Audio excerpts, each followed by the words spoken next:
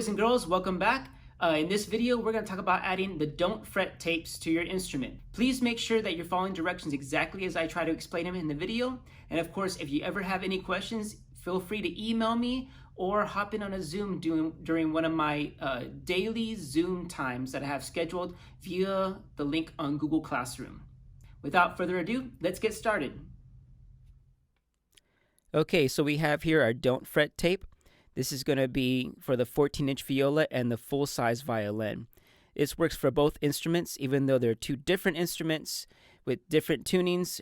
The tape is just going to show our finger placement spacing for our instrument because they'll both be the same based on the length of the fingerboard for a 14-inch viola and a full-size violin.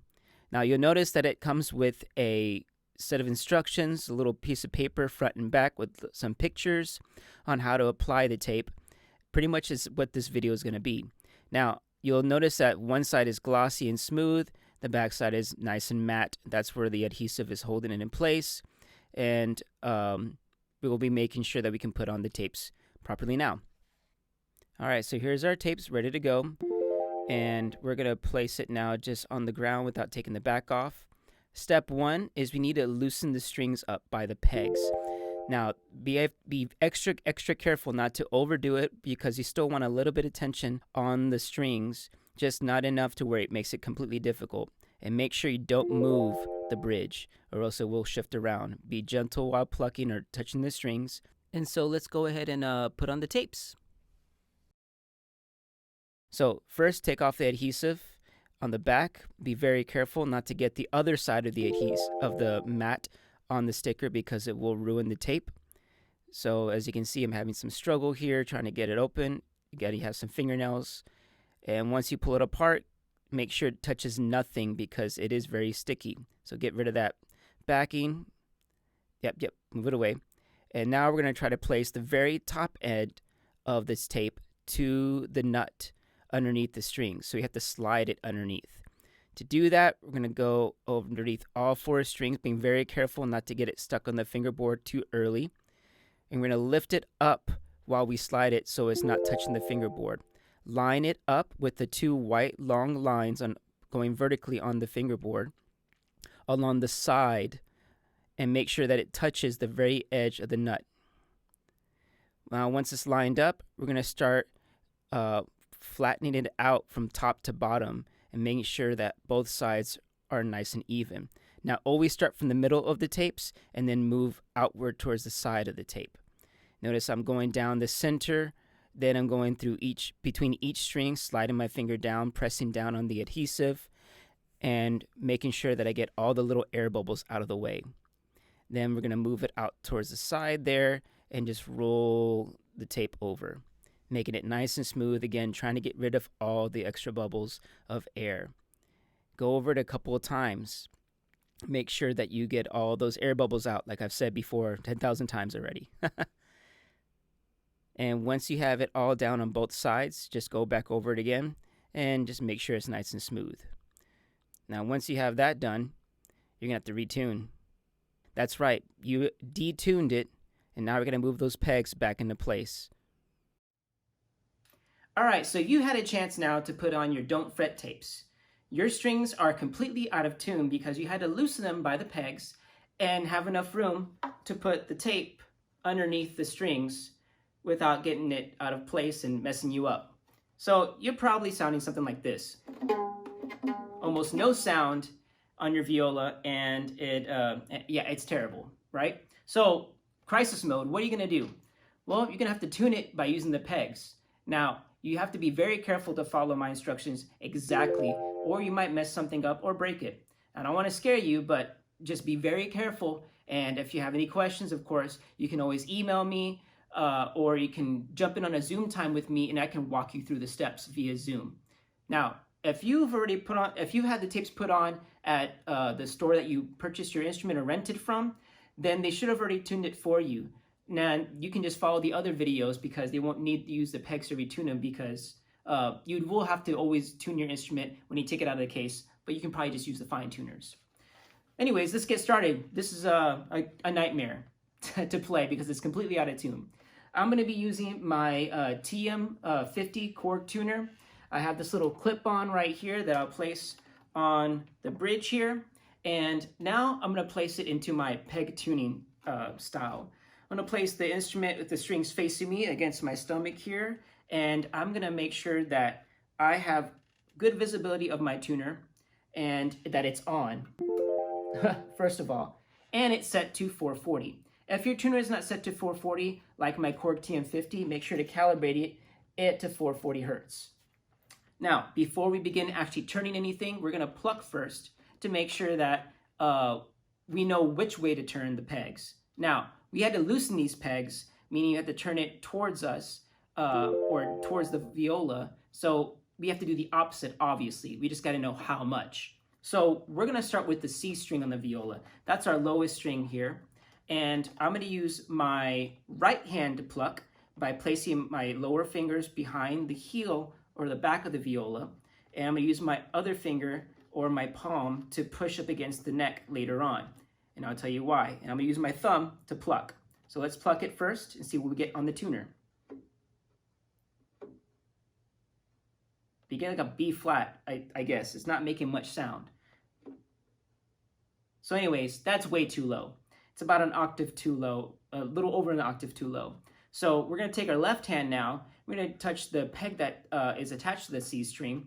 And I'm going to pluck first and then turn the peg away from me while also pushing the peg into the peg box. Because if you don't, the peg might slip out and the string will become unraveled and you'll have to put the string back in. We don't want that to happen.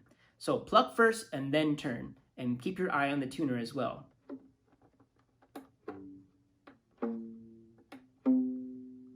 All right, so notice how little I actually have to turn the peg. It's a B, it's about a half a step too low. Let's turn it some more. All right, now it's a D, that's way too high. That's okay for now. The string should have not broken. We'll leave it at that, and we're gonna go to the next string because when we tighten the other strings using the peg, the C string will come flat again. It's just how it works. You have the tension going around the bridge and the nut and the rest of the instrument, and it's going to alter a lot of different things. So this may take a while. Let's go to the G string. That's the next lowest string here. And mine is really loose, so I'm not going to get any sound whatsoever. So I'm going to pluck and turn it until it makes a pitch. Check it. It's a really low C sharp. We got to go about a fifth higher. So I'm going to turn it some more. Okay, so it's still a little too low. We're going to keep turning it here. All right, so it says G sharp. That's okay.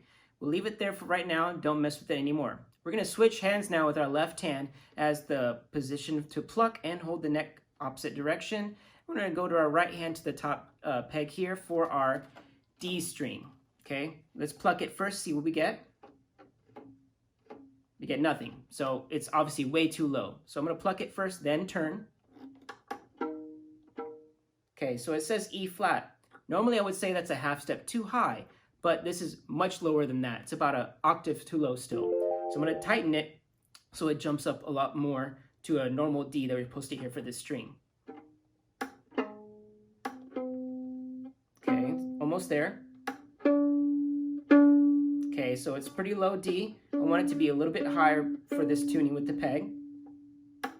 All right, so it's an E flat. Like we had earlier, it was an E flat too low, about an octave lower. This is now an E flat just above the D we need to be at.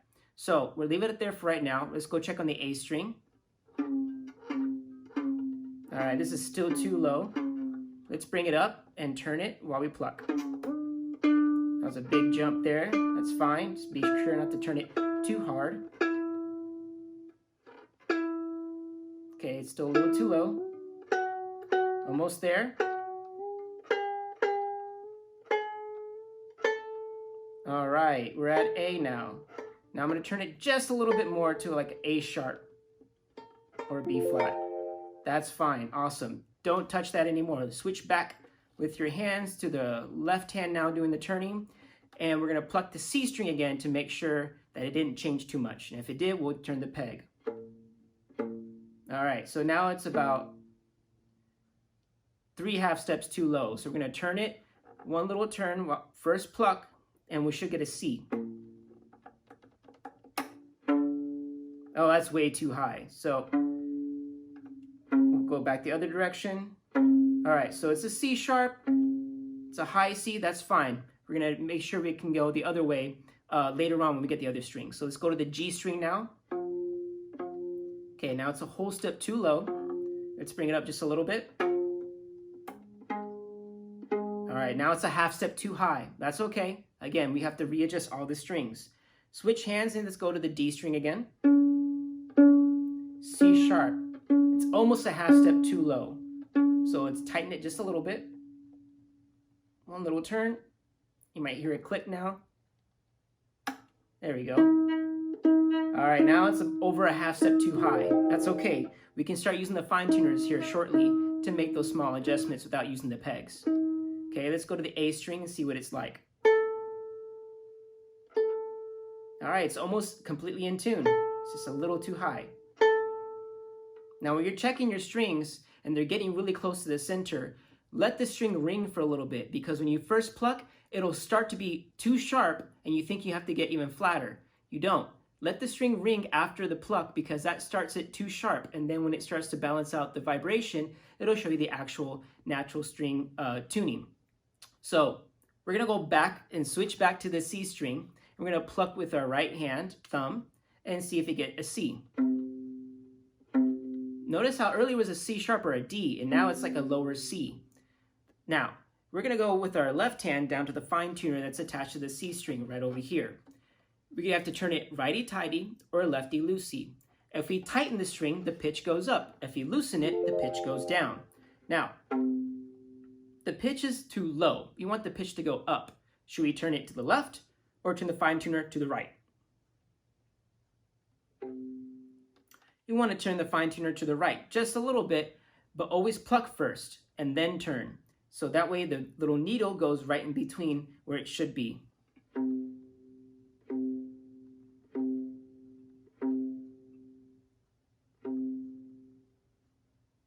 Again, letting it ring. And now it's in tune. All right, let's go to the G string now. We're gonna find its fine tuner. It's a G sharp. That's too high. So if you want it to go down to G, should we loosen the string by turning it to the left or tighten the string by going to the right? We're gonna loosen the string by turning the fine tuner to the left.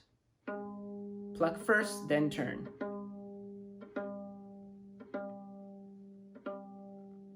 Almost there.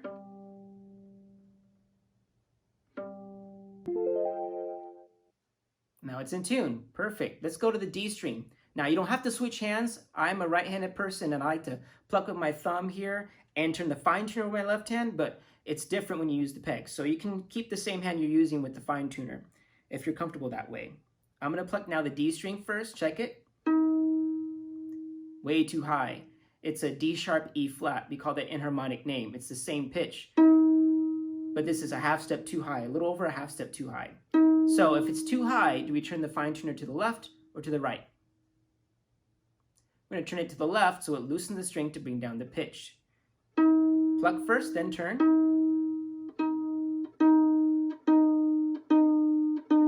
You can hear it, right?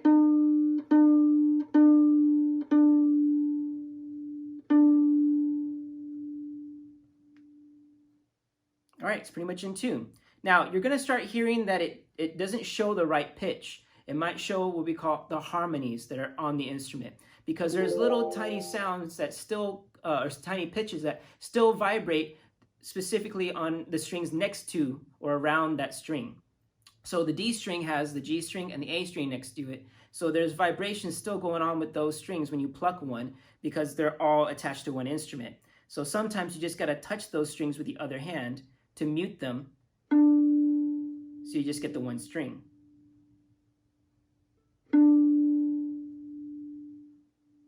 So something we thought was in tune is actually not. We're going to turn it just a tiny hair to the left to make it in tune. And there we go. Let's go now to the A string. And I'm going to use my other thumb to mute the lower strings, and by just touching them, not pressing them down, I'm going to pluck now the A string and see what we get. It's a little too high. What do we do? I'm going to turn the fine tuner to the left just a little bit to bring down the pitch.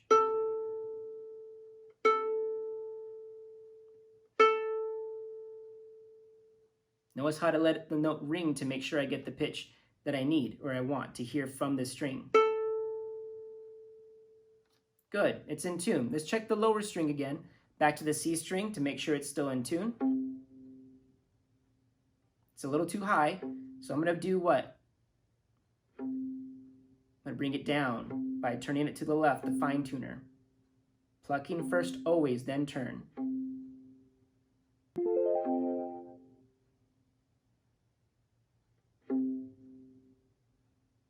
Let the note ring a little bit. All right, let's go to the next string, the G string, and check that. That one's good. Perfect. Perfect. So now we have all 4 strings in tune, which means we can start playing. Now, this was a very long video, and it may have seemed like this would take forever by yourself. When you get the hang of this, and you've turned the pegs already, you're just going to mostly focus your attention on the fine tuners, and it'll be much faster because you don't have to hear me talk the entire time. You can just use the strategies I gave you, and this should only take about a few minutes rather than like 10 or 20. All right, so if you have any questions, again, message me via email on Google Classroom, or just jump on a Zoom time that I have available. All right, good luck.